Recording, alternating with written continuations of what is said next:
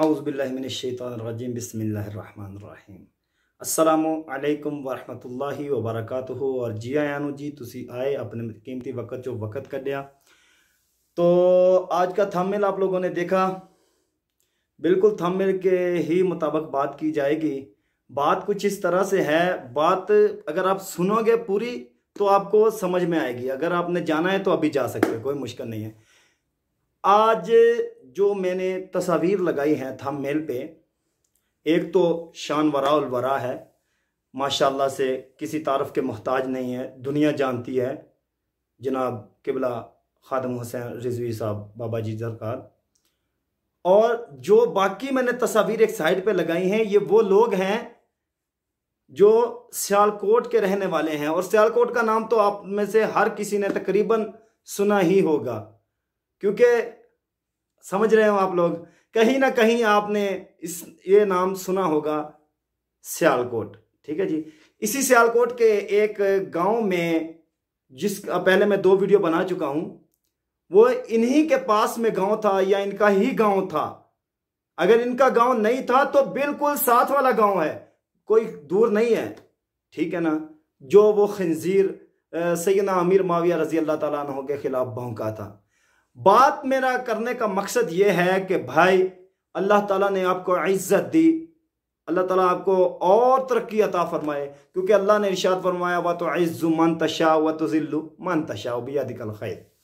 यानी कि जिसे वो अल्लाह चाहे इज्जत दे और जिसे चाहे जिल्लत दे। ये बहुत सारी लंबी लंबी बातें अगर मैं करना चाहूँ आप लोगों के सामने है, वो नमरूद का वो जो हशर अल्लाह ताला ने किया, इज्जत की बादशाहत की कुर्सी पे बिठा के अल्लाह ने ऐसी जिल्लत दी कि दुनिया जानती है। ठीक है ना।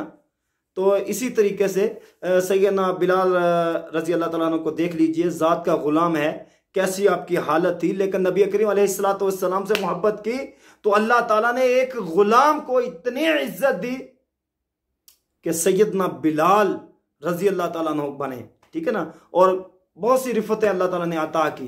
बात यह है कि अगर हम लोग शोहरत और कामयाबी इसमें ढूंढते हैं कि हमारे पास पैसा है, हमारे पास इज्जत है, हमें लोग जानते हैं, तो ये गलत बात है। अल्लाह ने आपको शोहरत दी है तो एक एक वीडियो ही आपको बनानी चाहिए थी कि भाई हमारे इलाके, ये तो आप लोग माजरत के साथ, मैं किसी का दिल दुखाना नहीं चाहता हूं, सिर्फ और सिर्फ याद दहानी के लिए, अगर आपके गांव में कोई आ जाता है, आपसे कोई मिलने आ जाता है, बिल्कुल ये गलत है, किसी को तंग करने का किसी का हक नहीं बनता है, लेकिन आपको तकलीफ पहुंचती है तो आप यूट्यूब पे आकर ऐसे कहते हैं कि खुदा के लिए हमारा पीछा छोड़ दीजिए, हमारी जान छोड़ दीजिए, हमसे कोई मिलने ना आए, हमें दुख होता है, हमारी वजह से तकलीफ।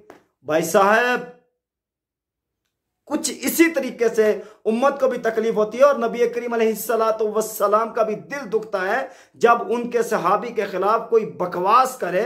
और आपके पास ताकत होते हुए अल्लाह ने आपको इज्जत दी है, आपके पास प्लेटफॉर्म है, आप एक एक वीडियो 2 मिनट की, 1 मिनट की, 60-30 सेकंड की, कुछ तो मजम्मत करते। लेकिन आप सब जो बड़े बड़े यूट्यूबर हैं, उसने भी सोशल मीडिया पे आके बात की थी, तो आप भी सोशल मीडिया के जरिए उनको जवाब देते। बाकी आपका अपना मसला है, मुझे पता है आपको ये डर होगा कि यार अगर हमने अचानक ऐसी वीडियो बना दी तो लोग तो सोचेंगे कि ये तो व्लॉगर थे, ये तो व्लॉग बना रहे हैं, इनको क्या पड़ी इस मामले में आने की।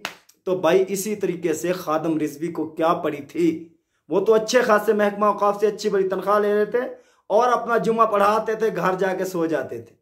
ठीक है ना। उनको क्या पड़ी थी वक्त के हुक्मरानों के साथ टक्कर लेने की।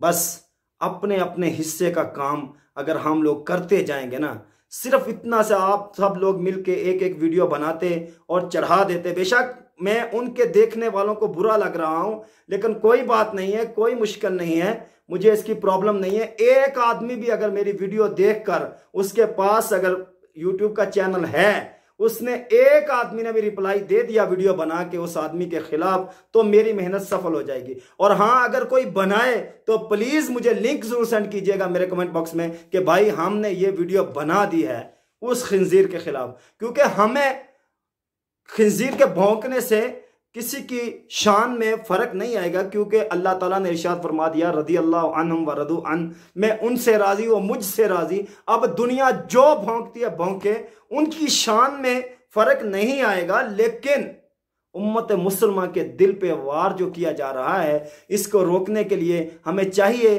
कि हम अपने अपने हिस्से का काम करें। बस यही मेरा एक पैगाम था। किसी को बुरा लगा है तो भाई लगे, माफी मैं मांगने वाला नहीं हूं। हाँ, अगर मेरी जात से किसी को कोई प्रॉब्लम आएगी तो मैं उसके पांव पकड़ के भी माफी मांग लूंगा, लेकिन नबी करीम अलैहिस्सलातु वस्सलाम की शान और आपके सहाबा की शान की वजह से किसी को तकलीफ होती है तो बराए मेहरबानी अपने घर जाए, अपनी मां से पूछे कि मां मेरे बाप का नाम क्या है। बस वमा अलैना इल्लल बलागुल मुबीन।